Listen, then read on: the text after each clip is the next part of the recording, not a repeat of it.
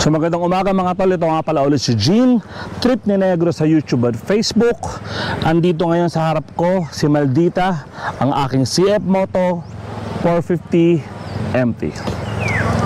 Okay, so itong vlog natin para sa araw na to is pag-usapan natin kung para sa'yo nga ba ang CF Moto 450 MT. Dapat mo nga bang bilhin to? Sa mga nagtatanong kasi sa akin palagi, lagi kong tinatanong nila, ano bang magandang motor, ano to. Ang lagi ko kasi sinasabi, ang motor kasi depende sa trip mo, sa skills mo, sa ginagawa mo, sa mga gusto mong gawin, at sa budget mo. So ako, personal na opinion ko para sa CF Moto 450 MT, ako ay isang adventure rider, enduro rider, trail rider, dual sports rider. Yan ang mga gusto ko talaga. Mahilig ako sa adventure. So ang 450 MT para sa akin ay the best. Bakit? Okay? Unang-una, presyo. For 328,900 or sabihin na natin 329,000 pesos, meron ka ng adventure bike 450cc 2-cylinder engine. Diba? Yung value ng pera mo napakasulit. Looks, tingnan nyo naman yung looks nya.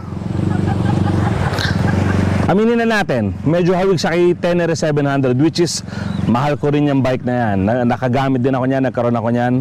Gusto ko yan, maganda yung Tenere 700. Looks pa lang napakapogi. Siyempre gusto natin motor natin maangas, diba? Motor natin yung tipong pag iniwan mo sa garahe, lilinginin mo pa rin, di ba? So ito pa, pag-usapan natin mismo yung motor at yung mga ginagawa natin. Sa katulad ko na mahilig sa adventure ride, ang gusto natin na motor is yung pwedeng dalhin kahit saan.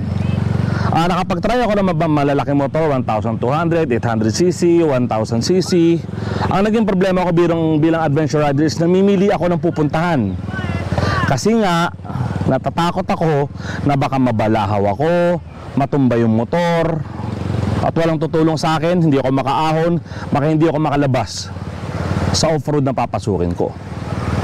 450 MT, 175 kilos, dry, bottom heavy, napakadali itayo, the best to para sa ganong aspect.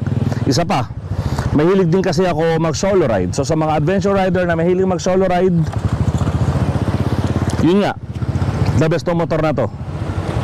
Dahil sa totoo lang, malakas ang loob mong ipasok to kung saan saan.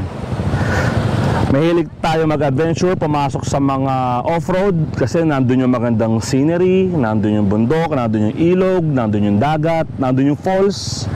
Yan ang hilig natin eh. Pwede naman yung malalaking motor, pero ang tanong, ganun nga ba kakomportable para ipasok mo sa medyo light to moderate trail? Kaya naman, lahat naman kaya eh. Pero kung pag-uusapan ng comfort at pinakamadaling gamitin para sa ganung terrain, I'll go for CF Moto 450 MT. Actually, yan ang mga main reason bakit gustong-gusto ko ang CF Moto 450 MT. And as a trail rider, enduro rider, hindi naman mas madalas, pero madalas akong pumapasok sa off-road talaga sa trail. At yung mga features nito, pasok na pasok pang off-road, sobra. Yung suspension, adjustable harap-likod, 200 travel ng harap, itong mga pegs niya na natitiklop, alam mo yun? Alam niya ng mga adventure rider, ng mga enduro rider, ng mga trail rider. And isa pa na gustong gusto ko dito is yung ABS niya, pwede mong i-on and off sa isang push lang ng button. The best yun para sa mga nag-off-road. And for this one, si Moto 450 MT, yung likod ang nag-off ang ABS. So regarding naman, siyempre adventure ride nga, adventure motorcycle, marami siyang pwedeng bag na ilagay. Actually, maraming accessories ang CF Moto mismo. Yung mga bracket, panniers, lahat pwede. So, kita nyo naman ang setup ko. Comfort. Sa highway, yes. Nasubukan ko na to. Twisties, yes. Simento, lupa, ilog, tubig, the best ang CF Moto 450 MT. At yung presyo niya, napaka budget friendly. Swak na swak po talaga.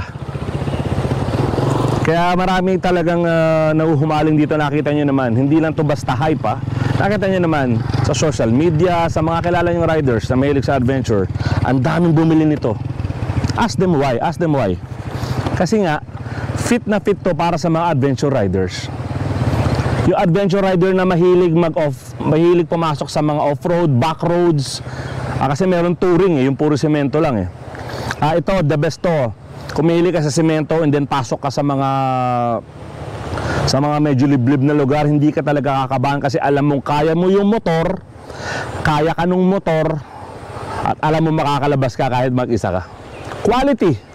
Ito, pag-usapan natin ng quality. CF Moto, napakalaking company niyan sa China. Meron ito sa Russia, Italy, UK, Australia, Canada. Tanggalin na po natin yung idea na porket China is nababa ang quality. Wow. Iba po ang CF Moto. Kung mapapansin nyo lang yung mga parts nito, napaka-premium. So, as adventure rider na mahilig mag-off-road, mahilig sa road, mahilig sa semento, mahilig sa ganitong lugar, dito ka na. Magiging komportable buhay mo. Hindi ka mahihirapan. Yun yung number one Kasi ang problema natin sa off-road o sa adventure ride is yung kailangan mong i-maintain yung energy mo na natitira. So kung mabigat ang motor na dala mo at hirap ka laging bitbitin dahil hindi ka naman si Paul Tares o si Chris Birch, well, I suggest CF Moto 450 MT. Mako-conserve mo yung energy mo rito, hindi mauubos. I mean, lahat pwede. Katulad na sabi ko kanina, big bike, 1250cc, 1300cc, 1000cc, 800cc is, ang tanong, kung pare-pareha silang skill set o skill level ng mga riders, sabay-sabay mong paalisin yan. Sa malamang mauna to kasi magaan. Sa malamang yung rider ng CF Moto 450 MT hindi pagod. Kasi nga, komportable siyang gamitin on and off road. Magaan, kayang-kaya ng rider. Yun ang pinaka-importante. And capable yung motor. I've tried this Nakar, DRT Bulacan, light to moderate trail Sobrang na-enjoy ko. Ang sinasabi ko nga palagi para ka naka CRF 300L na ginawang big bike. Ganun yung feel niya, ganun yung pakiramdam niya sa off-road. Hindi ka parang naka big bike na alam mo yun, natatarat-taranta ka. Na-experience ko yan lalo na nung bago ko, yung medyo magulo sa off-road. Ito, napaka-komportable. So, CF Moto 450 MT, napakaganda. Goodbye. Kung adventure rider ka, sure ako, ma-enjoy mo to. Let's go.